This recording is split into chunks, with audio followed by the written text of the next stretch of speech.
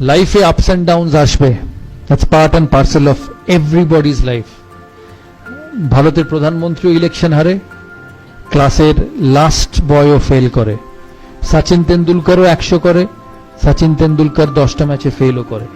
সচিন তেন্ডুলকর ভারতের হয়ে 700 ইনিংস খেলেছে, 700 সেঞ্চুরি করেছে 100টা, তার মানে বাকি 600টা ম্যাচে তো সে 100 করেনি।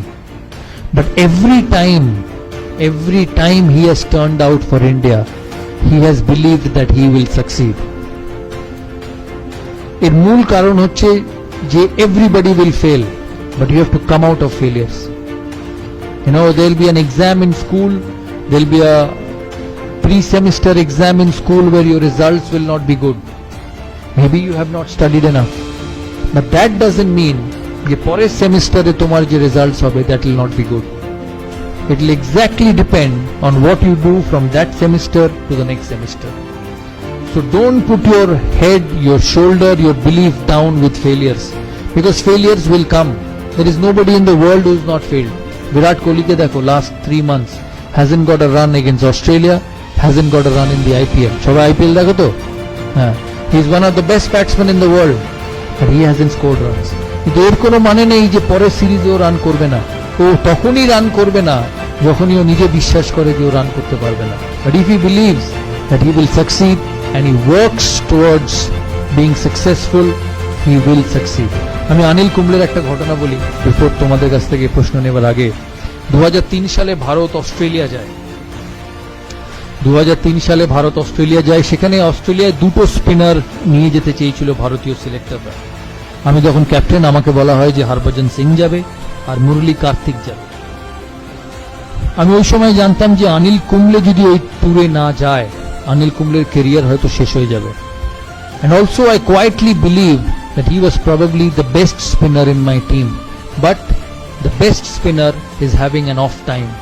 So there are two ways to deal with it. Either you let him go and let a career get spoiled, or you put an arm around his shoulder and say, hey listen, I back you.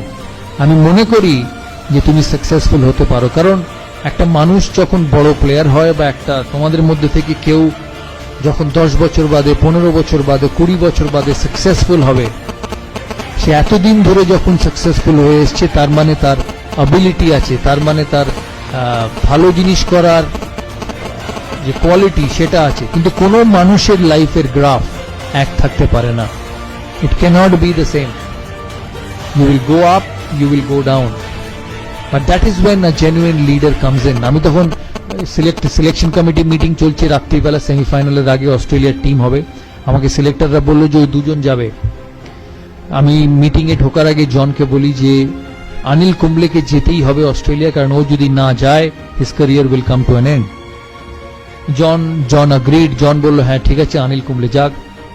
আমরা selection মিটিংয়ে ঢুকি, 2 ঘন্টা, 2.5 ঘন্টা, 3 ঘন্টা selection meeting চলে, কিন্তু অনিল কুম্বলেকে কোনো selector নিতে চায় না। আমি মিটিং শেষ হবার আগে অব্দি বলি যতক্ষণ না অনিল কুম্বলের নাম এই খাতায় লেখা হবে আমি এই মিটিং ছাড়বো না। অনেকক্ষণ তর্কাতর্কি পর সিলেক্টররা বলে ঠিক আছে, তুমি ভারতীয় টিমের captain, you are the captain of the side, I give you what you want. কিন্তু ভারত যদি ভালো পারফরমেন্স না করে অনিল কুম্বলের আগে তোমার চাকরি যাবে। টিম সিলেক্ট হয়, অনিল কুম্বলে অস্ট্রেলিয়া যায়। অনিল কুম্বলে 5th টেস্ট সিডনিতে, লাস্ট ডে, যেটা স্টিভ বল লাস্ট টেস্ট, তোমরা সবাই দেখেছো হয়তো, স্টিভ বল লাস্ট টেস্ট, ভারতকে 7 উইকেট নিতে হবে টেস্ট ম্যাচটা, সিরিজটা জেতার জন্য। আমার সকালে অনিল কুম্বলের সঙ্গে দেখা সিডনি মাঠে ড্রেসিং রুমে। আমি অনিলকে গিয়ে জিজ্ঞেস করি যে Anil, this is one of the biggest days in Indian cricket, কারণ ভারত অস্ট্রেলিয়ায় গিয়ে অস্ট্রেলিয়াকে কোনোদিন হারাতে পারেনি, and we have a chance of beating them. তখন আমি বললাম what should I do, 90 over সারাদিনের খেলা, আমাকে 7টা উইকেট নিতে হবে, এরপরে সিরিজ শেষ, how do I go about. আমাকে একটা কথা বললো যে তুমি you worry about the 45 overs from the other end and I will look after the 45 overs from this end, because he is such a champion. Anil Kumble আমরা ওই সিরিজে এত ভালো খেলি, আমার এখনো মনে আছে অস্ট্রেলিয়াতে যখন 5th টেস্টের পরে সিডনি, এরা মিডিয়া রুম এত বড় ছিল, আমি মিডিয়া রুমে ঢুকি, মিডিয়া কনফারেন্সে আমি হঠাৎ ঢুকে দেখি শুধু হাততালি। আমি অবাক হয়ে যাই ফার্স্টে যে কেন এত হাততালি দিচ্ছে, কি কারণ। অস্ট্রেলিয়ার এক মিডিয়া আমাকে বলে যে we are extremely proud of the Indian team, যে লাস্ট 15 বছরে অস্ট্রেলিয়ান ক্রিকেট এত শক্ত ছিল যে কেউ কম্পিট করেনি। You are one of the only side who not only competed but you beat us at home. আর এটা পসিবল ছিল because of Anil Kumble. He finished as the highest wicket taker of the season, and ওই বছর Anil Kumble 75টা wicket পেয়েছিল, যেটা ও কেরিয়ারে কোনোদিন পায়নি। এই কথার মানে হচ্ছে যে even a champion, even the best will go down, even the best will have tough times. But if you want to be a leader, if you want to be someone who actually turns around people, you have to put an arm around him and say, hey listen, I support you. আমি বিশ্বাস করি যে তুমি আমার টিমকে এগিয়ে নিয়ে যেতে পারবে, and it works like magic. তাই এই কথাগুলো বললাম, তোমরা মাথায় রেখো। তোমাদের কি প্রশ্ন আছে আমাকে জিজ্ঞেস করো, লজ্জা পাবে না, কারণ আমি তো বারবারই সেরকম কথা বলতে পারবো না। তাই this is one time opportunity for all of you. জানি অনেকক্ষণ বলে ফেললাম, প্রায় 50 মিনিট হয়ে গেল। তোমরা বলো, তোমরা কি জানতে চাও? বাট বিফোর আই ফিনিশ আমি একটা কথা বলতে চাই যে আমি এর আগে কোনোদিন কোনো ইনস্টিটিউটের অ্যাম্বাসেডর হইনি। This is the first time. আমি প্রায় 100টা ব্র্যান্ড এন্ডোর্স করেছি, কোক থেকে, এই কোক, পেপসি, যা বলবে সব। দাদার ছবি হয়তো তোমরা সারা কলকাতার কোনো না কোনো হোর্ডিং এ দেখেছো।